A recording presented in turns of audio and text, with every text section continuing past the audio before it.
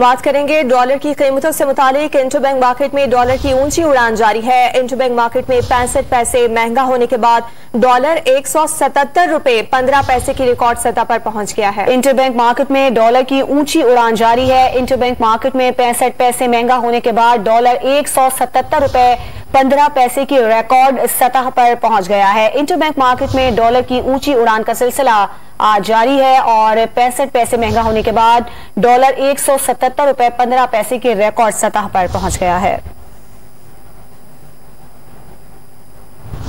Interbank market में आज भी डॉलर की ऊंची उड़ान का सिलसिला जारी है। इंटरबैंक मार्केट में 65 पैसे महंगा होने के बाद डॉलर 177 रुपए 15 पैसे की रिकॉर्ड सतह को छू गया है। अपडेट करें आपको डॉलर की कीमतों से मुतालिक। इंटरबैंक मार्केट में डॉलर की ऊंची उड़ान का सिलसिला जारी है और आज एक मरतबा फिर से हमने देखा कि डॉलर की कीमतों में इजाफा हुआ और 65 पैसे मजीद महंगा होने के बाद डॉलर 177 रुपए 15 पैसे के बाद बुलंद तरीन सतह पर पहुंच गया है।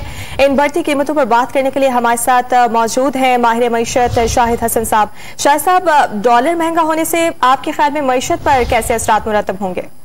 हमारी जो मईशत है ये दरामदात की इंपोर्ट्स की मईशत है। हम कोई 60 अरब डॉलर 60 बिलियन डॉलर इंपोर्ट करते हैं, जिसमें से तकरीबन 20 अरब डॉलर हमारी तेल की दरामदात है।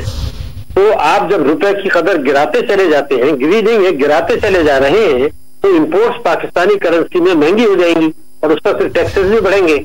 तो ये तो एक महंगाई का तूफान आ सकता है। अलबत्ता एक थोड़ी सी रे ऑफ होप आई है, वही आई है कि जो वायरस की नई वेव आई है उसमें हमने ये देखा है कि तेल की कीमतों में फिलहाल जबरदस्त कमी हुई है। उसका हमें जरूर फायदा होगा कि अगर ये कमी बरकरार रहती है। IMF के प्रोग्राम को हमने जून में बहाल करा लेना चाहिए था, 2 या 3 दिन का काम था। वो हमने इसलिए डिले किया कि हम डिस्काउंट रेट को कम रखना चाहते थे ताकि सस्ती शरह सूद पे कर्जे दें और मालदार लोग उससे फायदा उठाएं। ये उसका नुकसान हो रहा है। अच्छा शाह साहब, ये बताइएगा कि डॉलर के मुकाबले में रुपए की कदर को कैसे मुस्तहकम किया जाए? हमें जो है ना रुपए की उसको मुस्तहकम करने के लिए बहुत जरूरी है कि हम अपनी बरामदात बढ़ाएं। एक्सपोर्ट जो हम नहीं बढ़ा रहे, हमारी जो तरजीहात है वो है रेमिटेंसेस एक्सपोर्ट के बजाय। लेकिन रेमिटेंसेस का जो पैसा आता है उससे एक तो नुकसान होता है टैक्सों में, दूसरे उसका बड़ा हिस्सा वापस भी चला जाता है मुल्क से बाहर, वो तो रुकता नहीं है क्योंकि वो कारकुनों की तरसीलात नहीं है। तो IT सेक्टर और दूसरे सेक्टर्स में बरामदात बढ़ाएं। गैर जरूरी इंपोर्ट्स को कम करने के लिए जितनी सख्ती हम कर सकते हैं करें। उस पर 100% मार्जिन भी लगाएं और उस पर ड्यूटी भी बढ़ाएं ताकि वो इंपोर्ट्स ना हो। और ये इस्लाहात हुकूमत को भी करनी होंगी और स्टेट बैंक को भी करनी होंगी, जो अभी तक इज्तनाब कर रहे हैं क्योंकि ताकतवर तबके ये नहीं चाहते। शाहिद हसन सिद्दीकी साहब, आपका बहुत शुक्रिया।